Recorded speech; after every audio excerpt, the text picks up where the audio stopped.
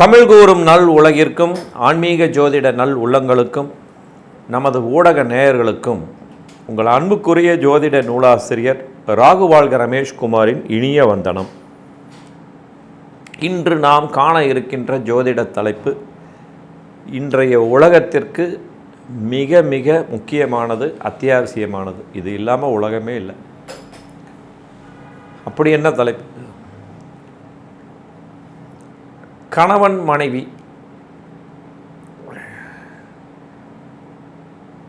தம்பதி திருமண வாழ்க்கை யாருக்கு சிறப்பை தரும்? சிறந்த கணவன் மனைவி யார்? நிறைய சொல்லலாம். இருந்தாலும் நம்ம ஒரு கோர்வையாக, ஒரு முறையாக, ஒரு பாடமாக நம்ம இப்போ பார்க்க போகிறோம். பொதுவாக லக்னம் அடிப்படை.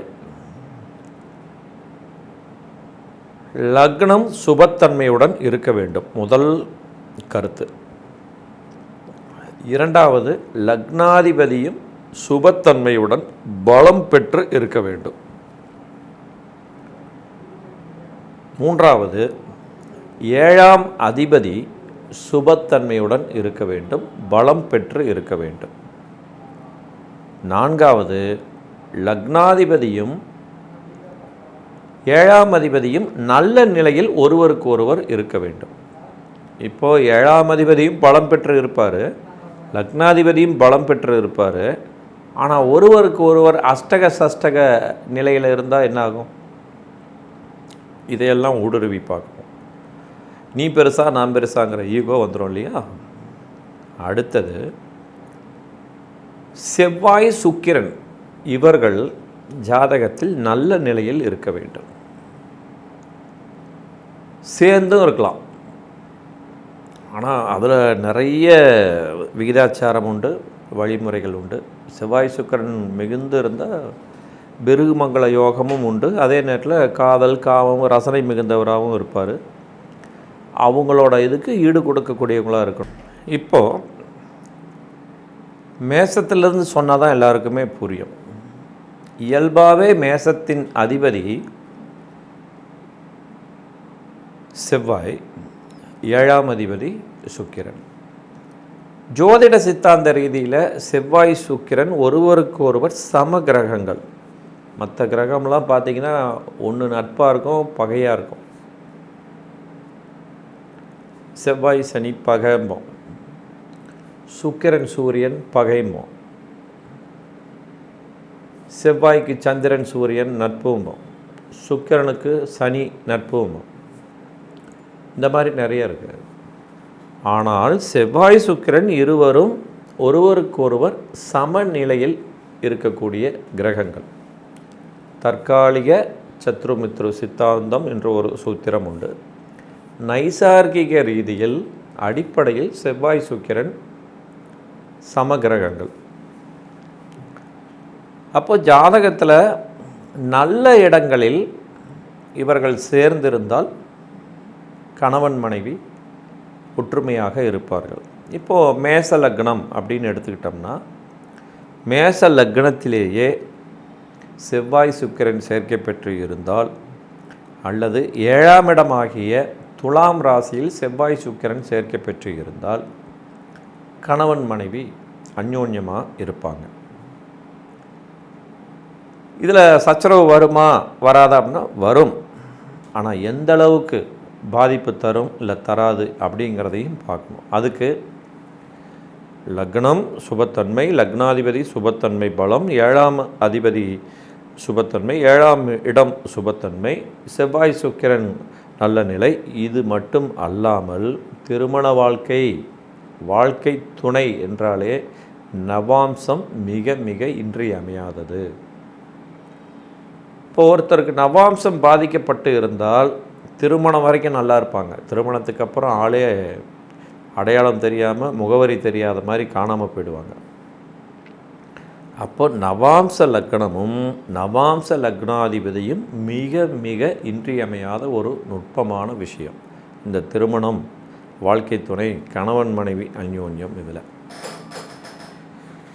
ராசி கட்டத்தின் லக்னாதிபதியும் 7ஆம் அதிபதியும் ராசியிலும் நவாம்சத்திலும் நல்ல நிலையில் இருந்தால் அவர்கள் ஆதர்ச தம்பதிகளாக விளங்குவார்கள். உதாரணமாக மேஷ லக்னம் அப்படின்னு எடுத்துக்கிட்டால், மேச லக்னத்திலேயே செவ்வாய் சுக்கிரன் சேர்க்கை பெற்று நவாம்சத்திலும் சேர்க்கை பெற்றோ அல்லது நவாம்சத்தில் 6, 8, 12 இடங்களுக்கு செல்லாமல் கேந்திர திரிகோணத்தில் இவர்கள் இருந்தாலே மிக மிக சிறப்பு. இப்போ உதாரணத்துக்கு நட்சத்திர பாதம் வாரியாக சொன்னால் இன்னும் உங்களுக்கு தெளிவாக எளிமையாக புரியும். இப்போ மேச லக்னம்னு வச்சுங்க, லக்ன புள்ளி லக்னம் விழுந்த நட்சத்திர பாதம் அஸ்வினி 3ஆம் பாதம்னு வச்சுங்க. அப்போது ராசி கட்டத்தின் ஜென்ம லக்னம் மேசம், நவாம்ச கட்டத்தின் ஜென்ம லக்னம் மிதுனம். இப்போ ராசி கட்டத்தில் லக்னாதிபதி செவ்வாய் மேசத்தில் அஸ்வினி 1ல் இருக்காருன்னு வச்சுக்கோங்க. சுக்கிரன் அதே அஸ்வினி 3ல் இருக்காருன்னு வச்சுக்கோங்க. இது மிகச்சிறந்த அமைப்பு. ராசியிலும் நல்லா இருக்காங்க, லக்னத்திலையும் நல்லா இருக்காங்க அப்படின்னு எடுத்துக்கலாம். இப்போ இதுவே மேஷ லக்னம், இதே செவ்வாய் அஸ்வினி 1ல் இருக்கார். இந்த சுக்கிரன் பரணி 2ஆம் பாதத்தில் இருக்காருன்னு வச்சுக்கோங்க. லக்னம் பரணி 3ஆம் பாதத்தில் இருக்குது. அப்போ நவாம்சத்தில் நவாம்ச லக்னம் துலாமாக அமையும். ராசி கட்டத்தில் மேசத்தில் இருக்கக்கூடிய சுக்கிரன் நவாம்சத்தில் கன்னி ராசியில் இருப்பார், நீசமடைந்திருப்பார். அப்போது எப்படியெல்லாம் இருக்குது பாருங்கள். நவாம்சத்தில் செவ்வாய் மேசத்திலேயே இருக்கார். ஆனால் செவ்வாய் சுக்கிரன் 2 பேருமே 6, 8ல் இங்கே பிரிஞ்சு நிற்கிறாங்க. நவாம்ச லக்னாதிபதியும் நவாம்ச லக்னத்துக்கு 12ஆம் வீட்டில் மறைஞ்சிருக்கார். இந்த தம்பதிகள் சிறப்பாக இருக்க மாட்டாங்க. இப்படி ஜாதகம் உள்ள ஆணோ பெண்ணோ இருந்தால் யாரை கட்டினாலும் திருமண வாழ்க்கை சிறப்பை தராது. நவாம்சம் எந்த அளவுக்கு வேலை செய்து பாருங்கள் செவ்வாய் சுக்கிரன் அப்படின்ட்டு. இப்போ மேசம்னு எடுத்தாலே இவங்களே லக்னாதிபதி 7ஆம் அதிபதியும் வர்றாங்க. அப்போ இதர லக்னங்களுக்கு எடுக்கும்போது செவ்வாய் சுக்கிரனையும் எடுக்கணும், லக்னாதிபதி 7ஆம் அதிபதி எடுக்கணும், ராசி கட்டம் நவாம்ச கட்டம் இதையும் எடுக்கணும். இப்போது லக்னம் பலம் பெற்று இருக்க வேண்டும், சுபத்தன்மையுடன் இருக்க வேண்டும் அப்படின்னா என்ன?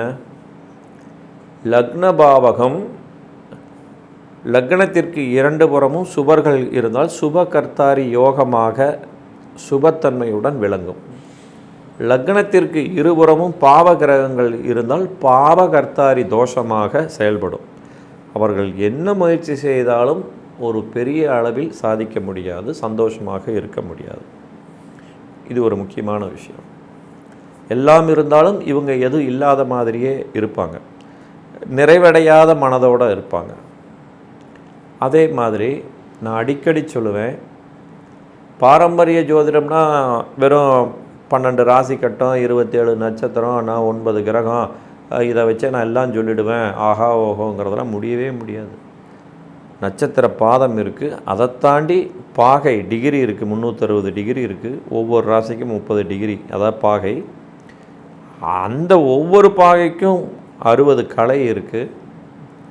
அந்த ஒவ்வொரு கலைக்கும் 60 விகலைன்னு ஒன்று இருக்குது. ரொம்ப ரொம்ப நுட்பமானது கணித சித்தாந்தம். அப்போது ஒரு கிரகம் இப்போ ஆட்சியிலே இருக்குதுன்னு மேலோட்டமாக சொல்லுவோம். இப்போ ரெட்டை குழந்தைங்களை எடுத்திங்கன்னா ஒரு குழந்தை நல்லா இருக்கும், இன்னொரு குழந்தை நல்லா இருக்காது. பார்த்தா ஒரு 3 நிமிஷம் 5 நிமிஷம் வித்தியாசத்தில் தான் பிறந்திருப்பாங்க.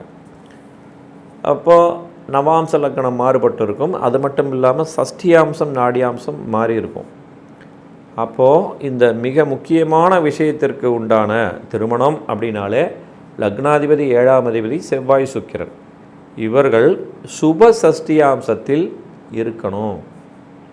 ராசியில் கேந்திர திரிகோணம், நவாம்சத்தில் கேந்திர திரிகோணம், சுப சஷ்டியாம்சத்தில் இருந்தால் ஆதர்ச தம்பதிகளாக இருப்பார்கள். இப்போ இந்த இடத்துல ஒன்று கேட்கலாம், சார் செவ்வாய் சுக்கிரன் சேர்ந்திருந்தாலே ரசனை மிகுந்தவராக, காதல் மிகுந்தவராக, காமம் மிகுந்தவராக இருப்பாங்க. ஆமாம், இப்போ ஒரு ஆணுக்கு மேச லக்னம்னு வச்சுங்க, 7ஆம் இடமாகிய துலாமில் செவ்வாய் சுக்கிரன் சேர்ந்துருக்குது. அப்போ என்ன, தம்பதிகள் அந்யோன்யமாக இருப்பாங்க. சில பேர் முதல் மனைவி இருக்க முதல் மனைவி சம்மதத்தோடவே 2வது திருமணம் பண்ணிக்குவாங்க. என்ன காரணம்? ஆண் எத்தனை வயசானாலும் அவனுக்கு வீரியம் உண்டு, விந்து வெளிப்படும், வாரிசு கொடுக்க முடியும். பெண்களுக்கு அப்படி இல்லை. இப்போ ஒரு 25 வயசில் ஒரு ஆணுக்கு கல்யாணம் ஆகுது, பெண்ணுக்கு ஒரு 22 வயசில் அந்த ஆணுக்கு இணைச்சி வைக்கிறாங்க, திருமணம். ஒரு 20 வருஷம் வரைக்கும் நல்ல ஆதரசம் நல்லாவே இருப்பாங்க. பட் இவங்க குழந்தையெல்லாம் பிறந்து உடல்லாம் மாறி போயிடும், மெனோபாஸ் பீரியடும் முடிஞ்சிடும். அப்போ அவங்களுக்கு அந்த விஷயத்தில் ஈடுபாடு இருக்காது அந்த பெண்ணுக்கு. ஆனால் ஆண் கடைசி வரைக்கும் இருப்பாங்க. ஏன்னா இவர் ஜாதகத்தில் செவ்வாய் சுக்கிரன் சேர்ந்துருக்குல்ல. தம்பதி அந்யோன்யமாக குடும்பம் நடத்துவாங்க. ஆனால் இந்த ஆணின் உணர்வுக்கு ஒரு வடிகால் வேணும் இல்லையா? அப்போது இந்த மேச லக்ன ஜாதகருக்கு சனியும் பலம் பெற்று இருந்து விட்டால் நிச்சயம் அடுத்த தாரம் அமையும். முதல் மனைவி இருக்க, ஒற்றுமையுடன் இருக்க, சந்தோஷமாக இருக்கவே இவருடைய தேவையை பூர்த்தி செய்வதற்கு இன்னொரு துணையை தேடிக்கொள்வார். இதுதான் அந்த செவ்வாய் சுக்கிரனோட ஒரு விஷயம். அல்லது மனைவி மேலே ரொம்ப அன்பு வச்சுருப்பார், பிரியம் வச்சுருப்பார், மனைவிக்கு வேண்டியது எல்லாமே செய்வார். ஆனாலும் மனைவிக்கு தெரியாமல் வேறு பெண்கள் தொடர்பு, ஒரு குடும்பமே நடத்தலாம், இல்லை வெளியூர் போனால் அப்பப்போ போயிட்டு வர மாதிரி கூட வச்சுருப்பார். எவர் இண்டிவிஜுவல் வில் பி வேரிட். ஒவ்வொரு தனி மனிதனோட ஆசாபாசங்களும் நுட்பமானது. யாராலையும் அப்படியே படம் வரைஞ்சி பாவம் குறிக்கிற மாதிரிலாம் சொல்ல முடியாது. ஏன், தன்னைத்தானே உணராமல் தான் ஒவ்வொரு மனிதனும் வாழ்கிறாங்க. தன்னைத்தான் உணர்ந்து விட்டாலே அவன் ஞானி, சித்தனாயிடுறாங்க. என்னையும் சேர்த்து தான் சொல்கிறேன். கற்றது கையளவு, கல்லாதது உலகளவு. கண்ணை மூடிக்கிட்டால் உலகம் இருண்டுருச்சுன்னு நினைக்கிறோம், ஆனால் வெளிச்சம் இருந்தாலும் கூட. அந்த மாதிரி எப்போதும் விழிப்புணர்ச்சியுடன் எல்லோரும் இருப்பதில்லை. அப்போது ஒரு செவ்வாய் சுக்கிரன் நல்ல இடத்தில் சேர்ந்திருந்தால் இது மிகச்சிறந்த அமைப்பு. இப்போ இதுவே மேச லக்னமாக இருந்து கடகத்தில் செவ்வாய் சுக்கிரன் சேர்ந்திருந்தால் இந்த ஜாதகர் பெண் இச்சை மிகுந்தவராக, அதனால் சர்ச்சைகளில் சிக்கி உடல் நலத்தையும் கெடுத்துக்கொண்டு உள்ளமும் பாதிக்கப்பட்டு திருமண வாழ்க்கை சர்ச்சைக்குரியதாக இருக்கும். சரி, இதே மேச லக்னம்னு வச்சுங்களேன், கன்னி ராசியில் செவ்வாய் சுக்கிரன் சேர்ந்துருக்குன்னு வச்சுங்க, சொல்லவே வேண்டாம், திருமண வாழ்க்கை சிறப்பை தரவே தராது. விவாகரத்தில் போய் முடியும், அல்லது திருமணம் ஆவதற்கே காலதாமதமாகும். இந்த மாதிரி நிறைய இருக்குது. அப்போ இப்படி தோஷமுள்ள ஜாதகத்துக்கு தான் இந்த வாழை மரம் வெட்டி பண்ணுறது, இந்த பரிகாரம் பண்ணுறது அப்படிங்கிறதுலாம். இப்போ இன்றைக்கி பரிகாரம் அப்படின்னாலே ஏகப்பட்ட சர்ச்சைகள், வில்லங்கம், விவகாரம், தொட்டதுக்கெல்லாம் தோஷம், மோசம், பரிகாரம். பரிகாரம் எல்லாருக்கும் எடுபடுமா? எடுபடாது. விதியை மதியால் வெல்லலாம் அப்படின்னு ஒரு சித்தாந்தத்துக்கு உள்ளடங்கிய ஒரு விதி இருக்கணும். விதி அப்படின்னா லக்னப்படி, இந்த நேரத்தில் பிறந்துட்டேன், உனக்கு இதுதான் லக்னம், உனக்கு இந்த காலத்தில் இது நடக்கும், ரைட். மதியால் வெல்லலான்னா என்ன? சந்திரன், மதினா சந்திரன். அப்போது ஒரு நல்ல நேரம் பார்த்து அனுசரித்து ஒருத்தரை திருமணம் பண்ணிக்கிட்டால் மதியால் வெல்லலாம். ஒரு கலப்பு மனம் பண்ணலாம், அல்லது ஒரு விதவைக்கு வாழ்க்கை கொடுக்கலாம். இந்த மாதிரி நிறைய அதில் அனுசரித்து போகிறதுக்கு இருக்குது. ஒரு சில பேர் நல்லாவே இருப்பாங்க, குழந்தையோடு இருக்கிற ஒரு பெண்ணுக்கு வாழ்க்கை கொடுப்பாங்க, வாழ்க்கை சுமூகமாக போகும். நான் தான் நல்லா இருக்கிறேன், வருமானம் இருக்குது, வயசும் இருக்குதுன்னு நினச்சி பார்ப்பாங்க, அமையவே அமையாது. இதெல்லாம் நுட்பமாக சில பேர்த்துக்கு சொல்லுவோம். சமீபத்தில் கூட ஆந்திராவிலேருந்து ஒரு பொண்ணு. அது நிறையா பேர்த்துக்கிட்ட ஜாதகம் பார்த்துருக்க மாட்டிருக்கேன், நம்மக்கிட்ட கேட்டிருக்காங்க. அப்புறம் நான் சொல்லிட்டேன், உங்களுக்கு வந்து கொஞ்சம் விசித்திரமாக இருக்குது. ஒரு வாழ்க்கை துணையை இழந்த நபரை நீங்கள் திருமணம் பண்ணிக்கிட்டிங்கன்னா உங்களுக்கும் சரி அவருக்கும் சரி வாழ்க்கை சிறப்பாக இருக்குன்னு சொன்னேன். அப்படி தான் ஒருத்தர்கிட்ட இப்போ ஒரு பேச்சுவார்த்தை நடக்குது, பழகிக்கிட்டு இருக்கேன் அப்படின்னு சொல்லி அவங்க ஜாதகத்தையும் அனுப்பி நல்லா இருக்குது பண்ணிக்கலான்னு சொல்லிட்டேன். ஓகே, எல்லாருக்குமே அப்படி சொல்லிட முடியாது. சம்மந்தப்பட்டவங்க ஜாதகமும் ஒத்துழைக்கணும், திசாபுத்தியும் ஒத்துழைக்கணும். பொதுவாக ஒரு ஜாதகத்தில் சந்திரனை குரு பார்த்து இருந்தால் பரவாயில்ல, நல்லது, ஓரளவு மனசாட்சி கேட்கும், உள்ளத்தில் களங்கம் இருந்தாலும் உடல் ஈடுபடாது அப்படின்னு சொல்லலாம். செவ்வாய் சுக்கிரன் இந்த காம்பினேஷன் இருந்தால் உடனே சந்திரனுக்கு ஓடணும், உடல் காரகன் மனோகாரகன் எப்படி அப்படின்னு இவங்க உணர்வை தூண்டுவாங்க. ஆனாலும் அதுக்கு உடல் இடம் கொடுக்குமா, மனம் இடம் கொடுக்குமாங்கிறத சந்திரனை வச்சு பார்க்கணும்.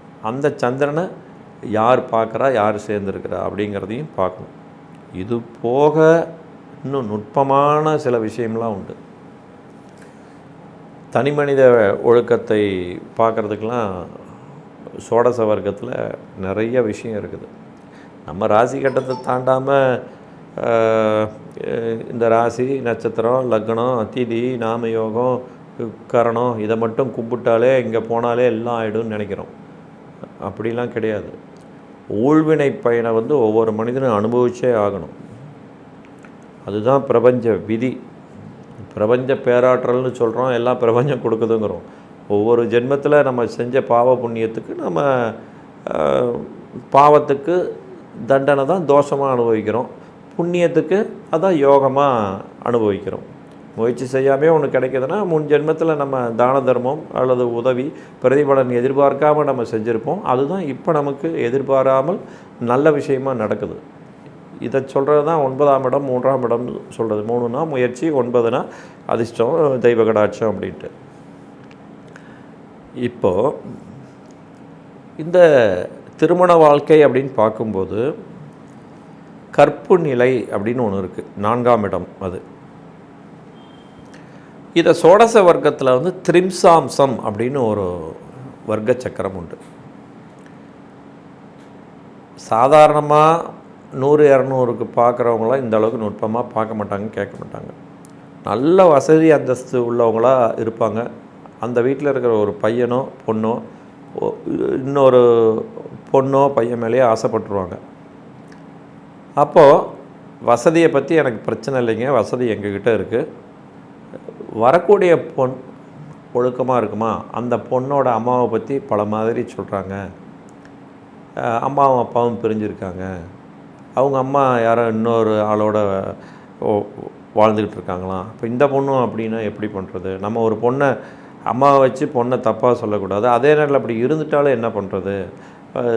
ஏதோ ஒரு மூடத்தனமாக நம்பிக்கையில் வந்து அதெல்லாம் ஒன்றும் நடக்காதுன்னு இன்றைக்கி பண்ணி வச்சுட்டு ஒரு 4 வருஷத்தில் அப்படி ஆகிட்டா என்ன பண்ணி?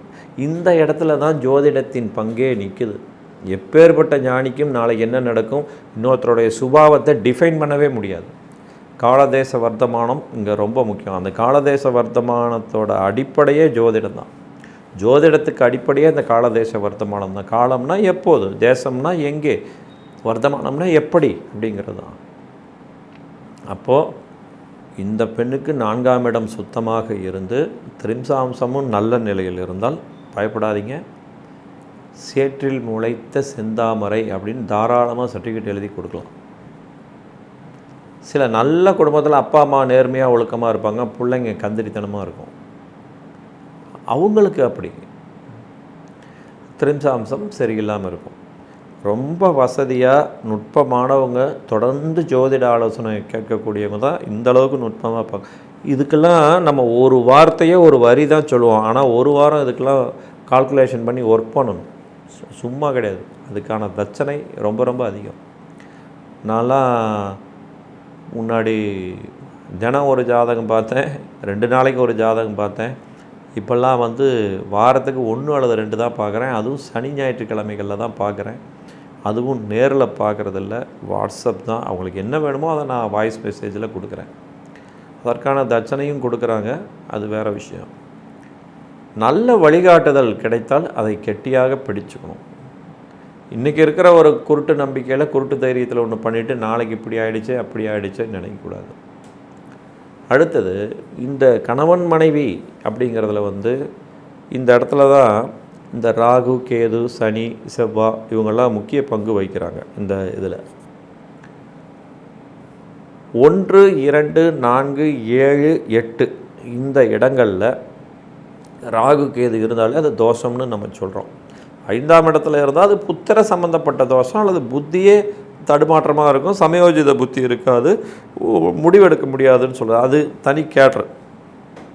ஆனால் குடும்ப வாழ்க்கை கணவன் மனைவிக்கு பார்த்திங்கன்னா லக்னம் 2ஆம் இடம், 4ஆம் இடம், 7ஆம் இடம், 8ஆம் இடம் இந்த 5 இடங்களில் ராகு கேது இருந்தால் ரொம்ப கவனமாக நுட்பமாக அந்த ஜாதகத்தை கையாளணும். அதுக்கு தகுந்தவாறு பொருத்தத்தை பார்க்கணும்.